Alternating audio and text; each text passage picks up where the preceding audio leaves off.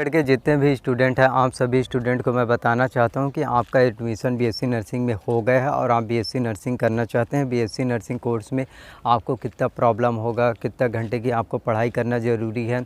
आप लोग जो है बहुत ज़्यादा एक्साइटमेंट है, मुझे भी पता है आप लोग बीएससी नर्सिंग को लेकर कैरियर ऑप्शंस, क्योंकि बीएससी नर्सिंग में बहुत ज़्यादा है और आप बेरोज़गार नहीं रहेंगे। आपको एक अच्छा खासा सैलरी और आपको जॉब मिल जाएगा, लेकिन इस चीज़ को पाने के लिए आपको बहुत ज़्यादा मेहनत करना पड़ेगा।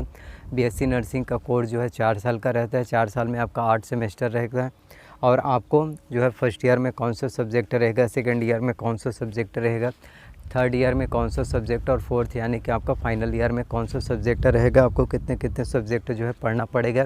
फर्स्ट ईयर में जितने सब्जेक्ट रहेंगे क्या वही सेकंड ईयर में रहेगा या फिर बदल जाएगा, सभी चीज़ें आप लोगों को कंप्लीट डिटेल्स में बताऊंगा। तो सबसे पहले मैं आप लोगों के कॉमन फैक्टर्स आप लोगों को बता देता हूँ कि हर स्टूडेंट जो है जब कोई कोर्स करता है तो वो बहुत ज़्यादा इंटरेस्ट रहता है, बहुत ज़्यादा एक्साइटमेंट रहता है, उसके मन में बहुत ज़्यादा उत्सुकता रहता है उस कोर्स को लेकर।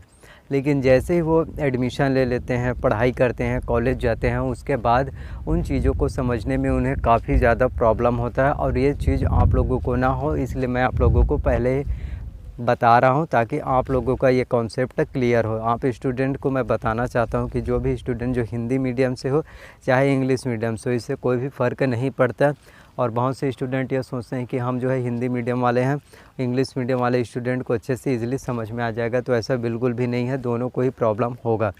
तो बताना चाहता हूँ सबसे ज़्यादा हिंदी मीडियम वाले स्टूडेंट को प्रॉब्लम होगा, क्योंकि आपको जो इंग्लिश बताया जाएगा टर्मिनोलॉजी, क्योंकि जो आप 12th में पढ़े इंग्लिश वो तो कॉमन इंग्लिश है, ग्रामर था, उसमें आपका क्वेश्चन आंसर था, लेसन्स था, लेकिन इसमें ऐसा बिल्कुल भी नहीं है।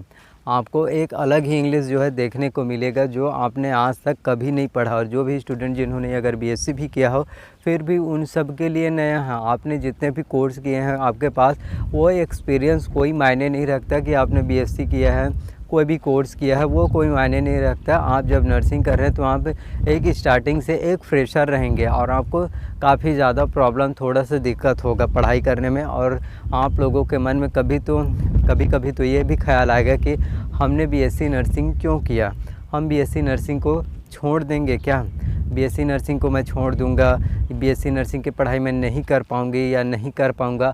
आप में से बहुत से स्टूडेंट ये आगे चल के सोचने वाले हैं, इसलिए मैं आप लोगों को पहले सभी चीज़ें क्लियर करने वाला हूं, क्योंकि आप लोग जो मैं चीज़ें बता रहा हूँ ना उन चीज़ों को आप अभी रिलेट नहीं कर पाएंगे। लेकिन जब आप लोग कॉलेज जाएंगे, प्रॉपर कॉलेज जाएंगे, पढ़ाई करेंगे, सब्जेक्ट को देखेंगे कैसे होता है क्या होता है, और जब आपको कुछ भी समझ में नहीं आएगा तो ये आपका सोच जो है होगा। लेकिन सबसे ज़्यादा इम्पॉर्टेंट मैं आप लोगों को बताना चाहता हूँ कि अगर कोई भी कोर्स है जो बहुत ईज़िली सरल होता है, उसमें जॉब अपॉर्चुनिटीज़, कैरियर ऑप्शंस नहीं रहता, तो इस बात को सोचिए कि जो सब्जेक्ट, जो भी कोर्स आपका कठिन रहता है, आपका हार्ड वर्क मांगता है, उसी में ही आपका कैरियर ऑप्शंस मिलता है और आपको अच्छा खासा सैलरी और आपको जॉब मिलता है। इसलिए आपको बीएससी नर्सिंग छोड़ने की ज़रूरत नहीं है। आप मेंटली बहुत ज़्यादा परेशान हो जाएंगे, मुझे पता है। अभी तो आप लोग एक्साइटेड हैं, एक्साइटमेंट हैं, तो आप लोगों को अभी दिक्कत नहीं होगा, लेकिन आगे चलकर ये प्रॉब्लम और ये चीज़ें आप लोग ज़रूर सोचेंगे कि मैं इस कोर्स को छोड़ दूं क्या। तो आप लोगों को मैं समय समय पर जो है मोटिवेट करता रहूँगा। अब मैं आपको बताता हूँ कि आपको फर्स्ट ईयर में और कितने सब्जेक्ट हैं, कैसे तैयारी करना है, और बीएससी नर्सिंग में मिनिमम पासिंग मार्क्स जो है कितना होना चाहिए। ऐसा नहीं है कि 12वीं में आपका 75 अंक का क्वेश्चन आया तो उसमें आपका यदि आप 26 अंक ला लेते हैं तो आप एग्ज़ाम में पास हो जाएंगे, इसमें बिल्कुल भी नहीं है। आपको बहुत ज़्यादा 40 से 50 अंक लाना होता है, 50% आपका होना ही चाहिए, तभी आपको जो है पास माना जाएगा। तो पास होने का तरीका क्या है, कैसा है, क्या है, सभी चीज़ें आपको बताता हूँ। तो प्लीज़ वीडियो को लाइक कीजिए, शेयर कीजिए और कमेंट में जो भी चीज़ें आप पूछना चाहते हैं प्लीज़ पूछिए, ताकि मुझे भी जानकारी मिल सके कि आप लोगों के मन में क्या डाउट्स चल रहा है और आप लोग जो है क्या पूछना चाहते हैं, ताकि मुझे भी पता चल सके। तो प्लीज़ कमेंट ज़रूर कीजिए, अब मैं आपको सभी चीज़ें आगे बताता हूँ। तो बीएससी नर्सिंग में फ़र्स्ट ईयर के सब्जेक्ट की बात करें तो आपको anatomy and physiology, woman anatomy and physiology, ये आपको पढ़ना पड़ेगा, ये सब्जेक्ट। फिर न्यूट्रिशन एंड बायोकेमिस्ट्री, ये पढ़ना पड़ेगा। Nursing foundation, physiology, microbiology. जो सब्जेक्ट मैं आपको बता रहा हूँ ये आपके ऊपर से जा रहा होगा, आप लोगों को अभी कुछ भी समझ में नहीं आ रहा होगा, क्योंकि सभी स्टूडेंट अधिकतर जो है हिंदी मीडियम से हैं। इंग्लिश मीडियम वाले होंगे फिर भी उनको भी उतने अच्छे से समझ में नहीं आएगा, लेकिन उनको तो थोड़ा आ ही जाएगा, लेकिन हिंदी मीडियम वालों को थोड़ा दिक्कत होगा। फिर आपका इंट्रोडक्शन टू कंप्यूटर्स रहेगा इंग्लिश, जिसमें फंडामेंटल्स ऑफ कंप्यूटर सॉफ्टवेयर के बारे में, ऑपरेटिंग सिस्टम के बारे में, इन सब की नॉलेज आपको पूछा जाएगा और आपका रहेगा सिलेबस कोर्स में। आप सेकंड ईयर की बात करें बीएससी नर्सिंग के, तो इसमें आपको sociology, pharmacology, medical surgical nursing, pathology and genetics, community health nursing,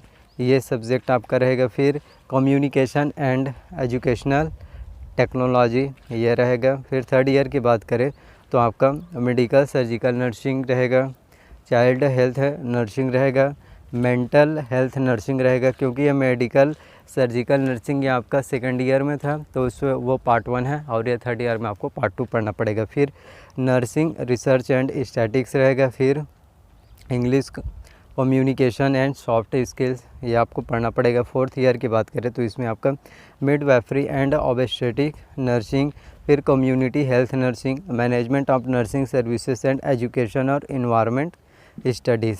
तो इस तरह से आपका ये सब्जेक्ट रहेगा। आई होप कि आपका जितने भी सब्जेक्ट है वो सब्जेक्ट का डाउट आपका क्लियर होगा। लेकिन पासिंग मार्क्स सबसे ज़्यादा इंपॉर्टेंट रहता है, क्योंकि आप में से जितने भी स्टूडेंट है बीएससी नर्सिंग में एडमिशन लिया है या फिर अभी सेकेंड राउंड की काउंसलिंग में जिनका भी एडमिशन होगा वो भी स्टूडेंट ये संशय में रहेंगे कि पासिंग मार्क्स जो है कितना होता है, वो 12वीं के बेस के हिसाब से ही कैलकुलेट करेंगे। लेकिन ऐसा इसमें बिल्कुल भी नहीं है, इसके जस्ट विपरीत है, इसलिए ध्यान से देखिए।